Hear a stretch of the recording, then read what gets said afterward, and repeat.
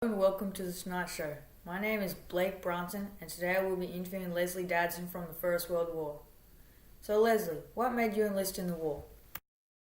I enlisted because I wanted to fight for my country. So on the 25th of August, I enlisted in the Australian Imperial Force, and the 20th of October, I was on the warship Geelong with the 12th Battalion.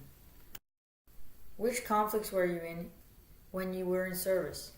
Gallipoli, the Western Front, Hindenburg Line and Lyons vicinity, near Olga and the Crepe Woods.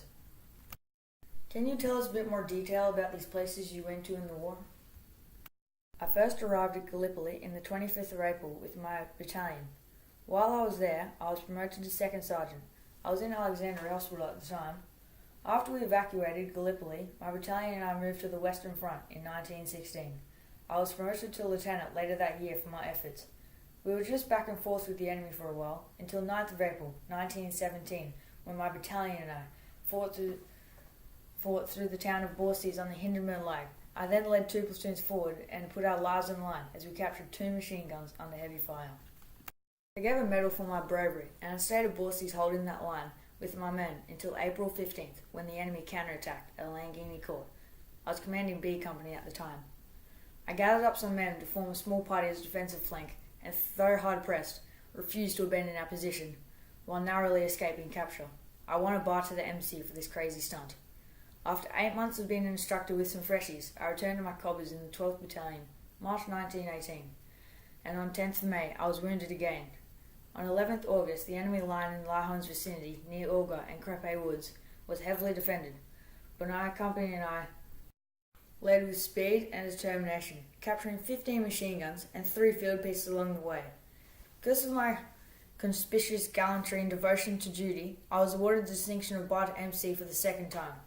I left my cobbers and set sail for Aussie on 13 October with the other 1914 men on Anzac leave. On 23rd February 1919, my AIF appointment was terminated, though I continued militia service until country units were disbanded in 1924. In 1928, I was awarded the Volunteers Officer's Decoration for my commitment to the service of my country. Wow, that sure is a big achievement for one soldier alone. May I ask what you did before the war? I was just a normal farmer like my dad, John Dadson, although I trained for 9 years before the war in a militia group. When and where were you born? Tell me about your childhood. I was born in Sidmouth, Tasmania, on the 6th of March, 1884. My parents' names are John Dadson and Emily Nee Flood. I was one of 9 children in my family. I went to Bangor State School for my education and followed my dad into farming. I was never anything special at school or any of that. I just kept to myself and did what was asked of me. After the war, where did you go, and what were your thoughts about winning the war? After the war, I came back to Australia, but I wasn't finished with the army yet. I stayed in service and did volunteer work to help out, although 23rd February 1919, my AIF appointment was terminated, but I still kept as a volunteer with the militia.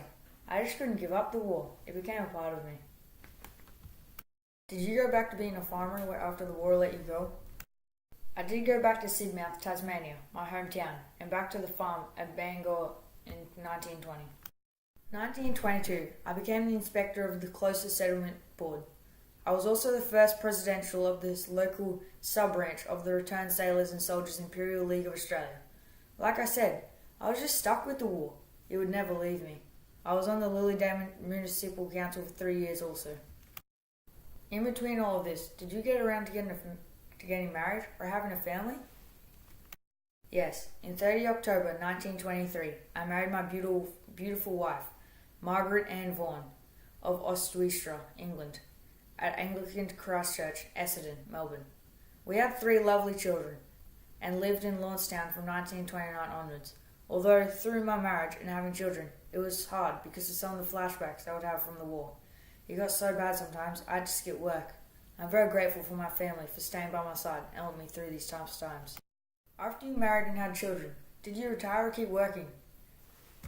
I kept working to put food on the table for my family at the Agricultural Bank of Tasmania for the rest of my working career. I eventually was told I should stop working as it became too unreliable.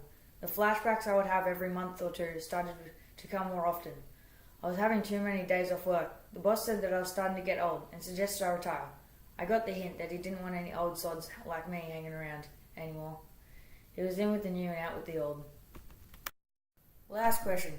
How do you think the war affected your life before, throughout, and after the war? As a young man, I saw the war as a place to earn some respect and lead the life of a young farmer with not many friends. I even got a head start by joining militia. I was promoted to sergeant before I was even enlisted.